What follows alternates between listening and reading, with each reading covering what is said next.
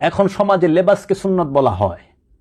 সাধারণ মানুষ মনে করে এবং সাধারণ ওয়াহাবি সম্প্রদায়ের এইটাই প্রচার করে যে লেবাসকে সুন্নত। লেবাস যেরকম টুপি, দাড়ি, পাঞ্জাবি, পায়জামা, জুব্বা, এটা হচ্ছে লেবাস। আরবি থেকে লেবাস বলে, এটা সুন্নতের ইয়ে নয়। সুন্নত কি? সুন্নত হচ্ছে দয়াল নবীজির আদর্শ, দয়াল নবীজির কর্ম, দয়াল নবীজির সিরাত, এটা হচ্ছে সুন্নাহ। তাহলে আজকাল সুন্নত পালন কোথায়? লেবাস তো ধরে সবাই বসে আছে। মহানবীর সুন্নত কি? অন্যকে, মানুষকে কষ্ট না দেওয়া। মহানবীর সুন্নত কি?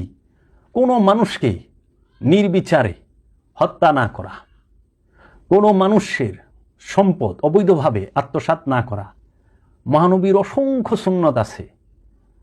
মহানবীর সুন্নত কি? নিজের সম্পদ গরিব দুঃখীর মাঝে বিলিয়ে দেওয়া। এই সুন্নত কোথায়? এগুলার তো প্রচার হয় না।